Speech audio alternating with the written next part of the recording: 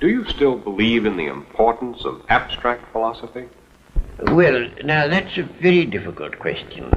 I have myself a passion for clarity and exactness and sharp outlines. For some reason that I've never understood, this makes people think that I have no passions, that I'm a cold fish. I don't know why, but it does cause people to think that. I don't myself think that's altogether just, so that's neither here nor there.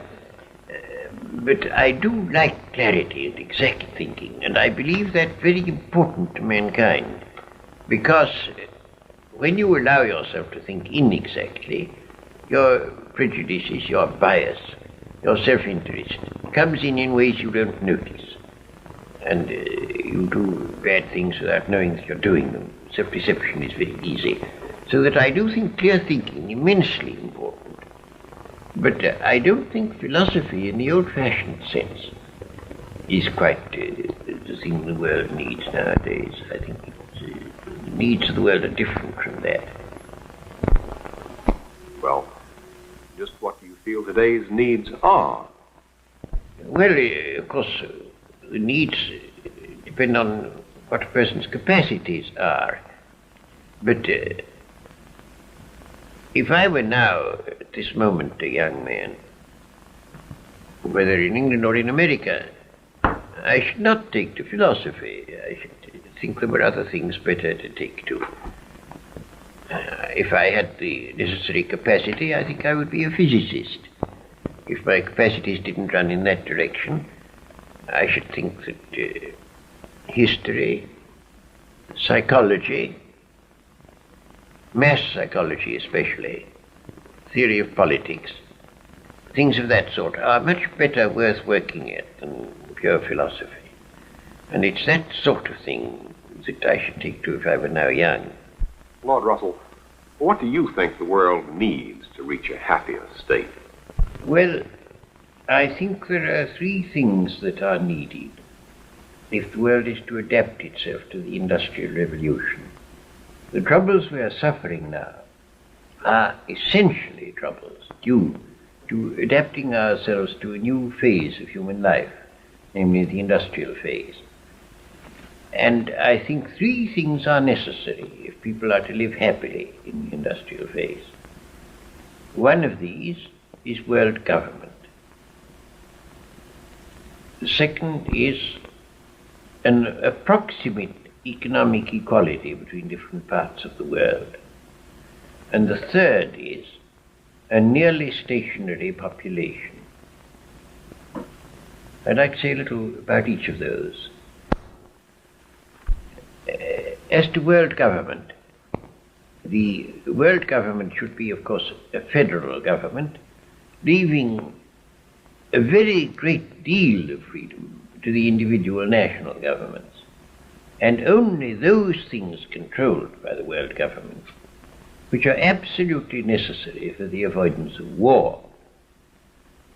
The most important and the most difficult of these is armed forces.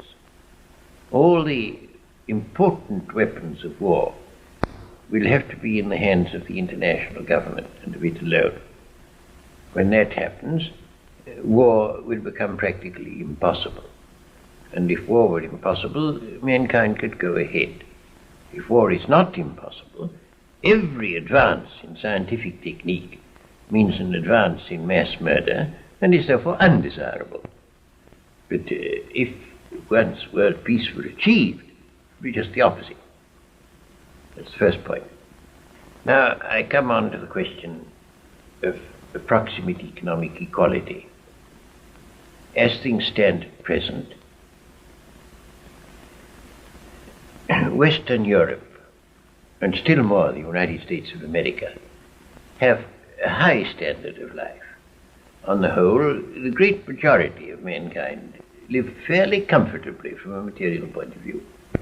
Asia, on the other hand, lives in very, very great poverty. So does most of Africa. And the moment people are sufficiently educated to be aware of these facts, the inevitable result is a great development of envy in the poorer parts of the world. That envy is a cause of unrest and inevitably makes world peace precarious. There's only one way of dealing with it, which is to produce approximate economic equality, which of course is a long story, but it can be done. The third point about population is very vital indeed. The food supply of the world tends at present to diminish through the denudation of the soil. It tends, of course, also to increase through various technical advances. But those two about balance, so that on the whole the food produce of the world does not increase appreciably.